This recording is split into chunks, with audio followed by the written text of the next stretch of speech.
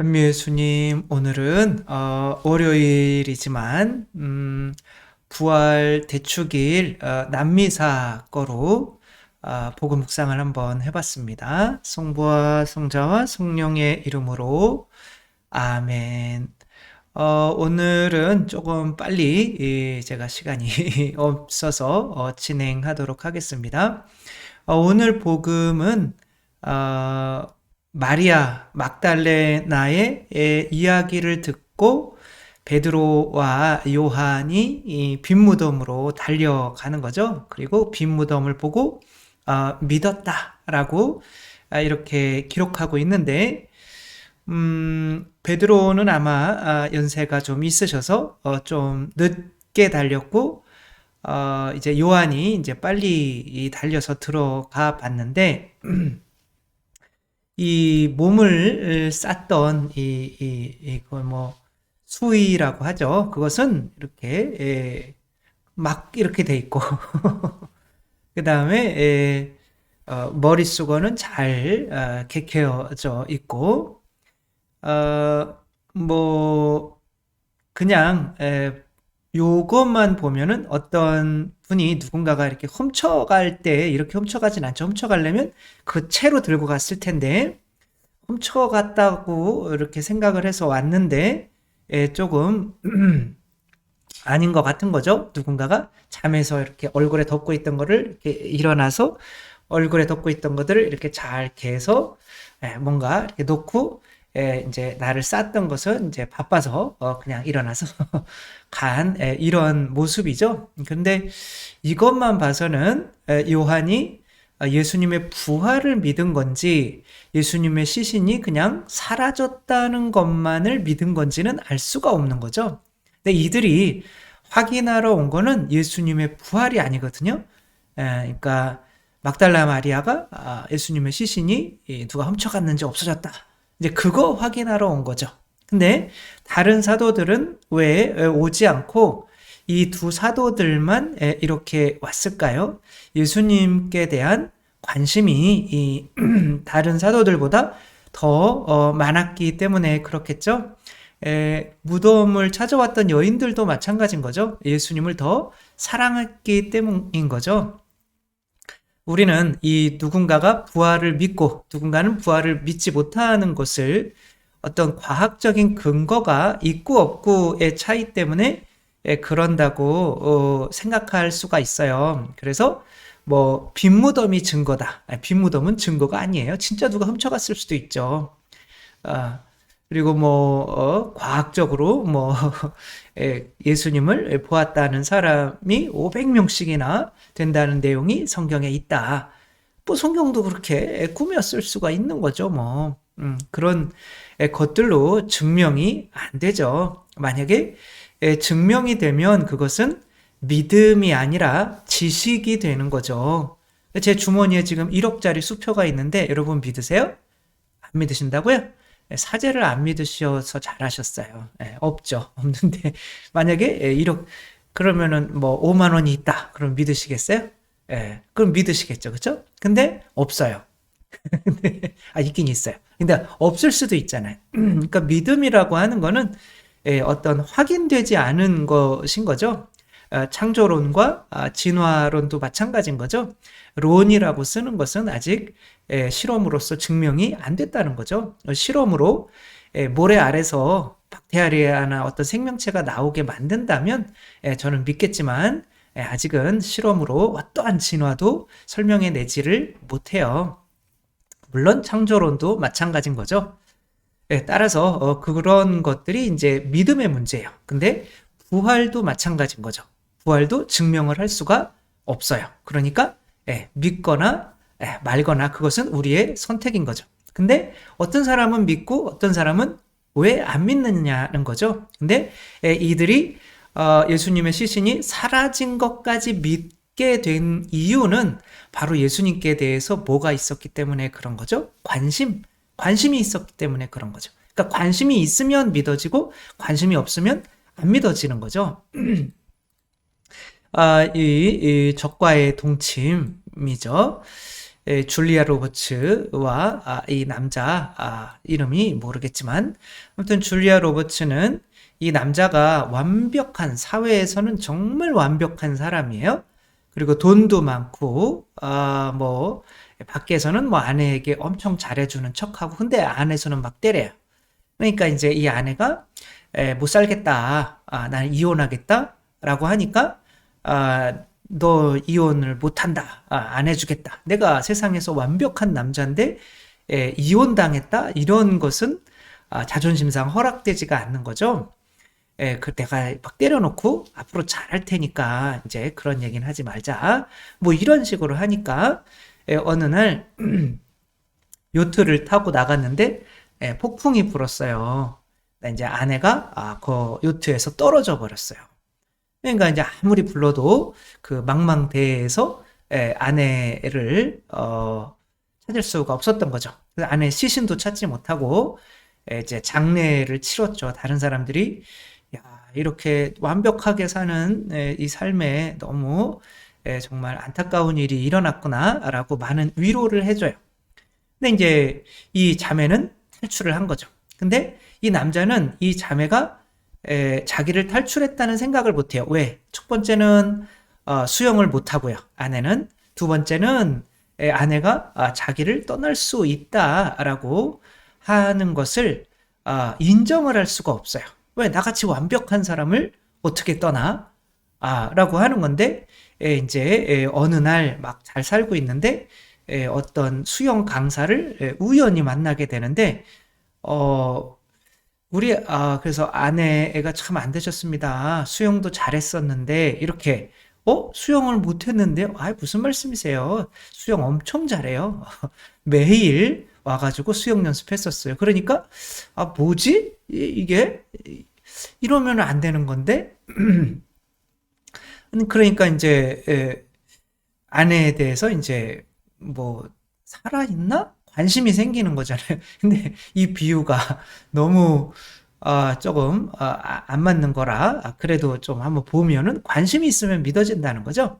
그래가지고 막 이렇게 아내의 이런 것들을 집에서 막 찾다가 보니까 아내가 이 배를 타고 이제 요트를 타고 나가기 전에 반지를 이제 화장실에 버렸던 거죠. 근데 그게 물을 내리면 내려갈 줄 알았던 건데 그게 그대로 있었던 거예요. 그러니까 이 반지를 발견하고 나서 이게 분명히 살아있을 수 있겠구나. 그러니까 아내에 대한 관심인 거죠. 관심이 있으면 믿어지는 거죠. 살아있다는 게. 그리고 그렇게 믿어진다는 거는 내가 나의 지금까지의 믿음이 깨진다는 거죠. 우리가 예수님의 부활을 믿게 되면 어떻게 되나요? 세상 사람들이 돈을 좋아하자 돈이 행복이야 라고 했던 사람들이 아니었구나. 부활이라는 게 있으면 심판이 있으니까 내가 그 좋아하는 돈을 가난한 사람들에게 주는 것이 행복이었구나. 왜냐하면 심판에서 그러니까 오히려 막 돈을 모으는 게 행복이 아니라 떼어주는 게 행복이어야 되고 내가 내 자신을 드러높이는 게 아니라 하느님을 드러높이면서 살았어야 되는구나. 그게 행복이구나. 뭐 이렇게 되는 거죠. 부활이라고 하는 것은 만약에 부활이 없으면 우리 신앙은 뭐 저는 절대 신부로 안 삽니다. 결혼하지. 왜냐면 할 거 다 해봐야 될 거 아니야. 이 세상에서. 부활이 없다면 우리의 신앙은 의미가 없는 거예요. 그래서 뭐 바울 사도도 그렇게 얘기를 하고 그러니까 부활이라고 하는 것 자체가 우리의 삶을 180도로 이 세상에 집착하던 삶을 천상에 집착하는 삶으로 바꿔버리는 거죠. 그러니까 내가 이 세상이 끝이 아니고 이 천상에 관심이 있다면 그 사람은 이제 점점 더 이렇게 부활에 대해서 믿지 않을 수가 없는 거죠. 그러면 이 사람이 이제 사람을 고용해서 이제 자기의 아내를 찾기 시작하는 거고 저 시골에 내려가서 이제 몰래 숨어서 사는 아내를 발견하게 되죠. 그래서 이제 아내를 죽여야 돼요. 왜냐하면 내 믿음이 깨지면 안 되잖아요. 내가 완벽한 사람인데. 그러니까 아내를 죽여서 세상 사람들이 나를 다 완벽하게 아는데 내가 이 여자를 때려서 이 여자가 죽은 척하고 도망갔다? 장례까지 다 치렀는데 이건 말이 안 되는 거죠. 그러니까 부활을 없애야 되는 거죠. 죽여야 되는 거죠. 그러니까 우리 스스로도 이 세상에 나 자신에 집착하고 있다면 부활을 믿지 못하는 거고, 그리고 그것이 이제 과학적 근거가 없다 뭐 이런 식으로 이렇게 결론을 내리는 거고, 그러나 내 자신이 조금 새로운 삶에 관심이 있다면 그 부활은 점점 믿어질 수밖에 없는 거죠. 저도 마찬가지였던 거죠. 저도 저도 쇠속육신 마귀가 25살 때까지는 이쁜 여자랑 결혼하는 게 행복이라고 믿었던 거죠. 근데 사실을 읽다가 보니까, 아니, 근데 저는 행복이라고 하는 것에 관심이 엄청 많았죠. 행복, 어떻게 하면 행복할 수 있을까? 그러다 보니, 이제, 예수님을 쫓아다니고 순교를 하신 분들은 고통스럽게 보여요. 그러니까 그게 저한테 행복이면 안 되는 거죠. 그래서 그게 행복이면 안 돼. 근데 자꾸 그런 어떤 봉사하는 삶을 이제 대학교 들어가서도 거의 성당에서 살았거든요.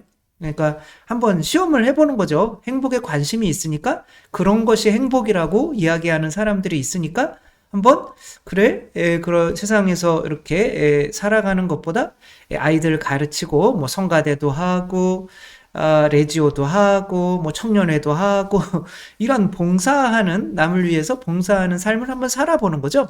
그게 내 죽음인 거죠. 그 다음에 부활이 오는지 보는 거죠. 그러니까 그런 봉사하는 삶이 이 세상에서 대학 친구들과 노는 것보다 행복한 거죠. 오히려 그런 봉사하는 삶이 그렇게 하다가 보니까 이제 점점 믿어지기 시작하는 거죠. 확신이 생기는 거죠. 특별히 하느님이시오 사람이신 그리스도의 시를 읽으며 5년 동안 이 제자들과 나의 삶을 비교하며, 이 제자들은 다 포기하고 결혼도 포기하고 예수님을 따르는 삶, 나는 일상에서 성공과 결혼하는 것을 생각하는 삶, 이제 그런 것들을 비교 분석하다가 보니까 이게 믿어지게 되는 거죠. 그렇게 그 믿음이 생기게 돼서 사제가 되는 게 확실히 더 행복할 수도 있겠구나 라는 한 70%의 확신이 생기면 그것에 한번 뛰어들어 보는 거죠. 순교를 해보는 거죠. 근데 그 정도의 어떤 확신이 들 때까지는 그런 이 세상 사람들이 혹은 교회에서 이야기하는 것이 맞나 틀리나 그런 관심은 있어야 되는 거죠. 적어도 관심이 생기면 믿어지게 되는 거죠. 그러면 그 믿어졌으면 그것에 대해서 투신할 수 있는 용기도 생기는 거지, 한순간에 부활이 믿어지거나 한순간에 내가 이웃을 위해서 목숨을 바치는 삶이 더 큰 행복이라거나 이런 것들이 믿어지는 게 아닌 거죠. 그렇게 내가 관심이 있어서 해보다가 보면 투신할 수 있고, 그러면 사제로 진짜로 살다가 보니까 결혼해서 살았을 법한 그런 삶보다 어떻게 비교도 안 되게 훨씬 행복하다라고 하는 것이 내가 이렇게 그 확실히 믿게 되는 거죠. 그래서 다시 태어나도 저는 뭐 사제로 살 겁니다. 아무튼 그런 거죠. 그래가지고 그래서 믿음이라고 하는 것은 관심이 있으면 믿어지고 관심이 없으면 안 믿어진다. 세상 사람들은 부활이 있으면 안 돼요. 그러면 돈 추구하는 거나 일상에서 먹고 마시고 이 세상 것을 추구하는 거나 내 자존심을 세우는 거나 명예를 추구하는 거나 이런 것들이 싹 의미가 없어져요. 내가 행복이라고 생각하는 이 믿음이, 그러니까 나 자신을 완전히 포기해야 되는 거죠. 나는 바보가 되는 거죠. 부활이 있다면. 그래서 부활이라는 것 자체에 관심이 없어서 못 믿는 거지, 근거가 없어서 못 믿는 건 아니다. 만약에 우리가 부활을 믿고 있다면 우리는 영원한 행복에 영원한 삶에 관심이 있어서 그것에 자꾸 알려고 노력하다가 보니 믿어지게 된 거지, 어떤 근거가 있어서 믿어진 것이 아니다. 관심만 있으면 우리가 예수님의 부활을 믿을 수 있다. 우리도 이 두 제자들처럼 부활이 있었으면 좋겠다. 하느님 나라가 있었으면 좋겠다. 정말 예수님이 하느님이셨었으면 좋겠다라는 그런 관심이 있으면 부활이 믿어질 수 있다는 거 또 생각하며 확실히 부활을 믿는 저희 모두가 되었으면 좋겠습니다. 주님께서 여러분과 함께 전능하신 천주 성부와 성자와 성령께서는 여기 모인 모든 이에게 축복을 내리시어 길이 머물게 하소서. 주님과 함께 가서 복음을 전합시다. 하느님 감사합니다. 성부와 성자와 성령의 이름으로 아멘. 감사합니다. 사랑합니다.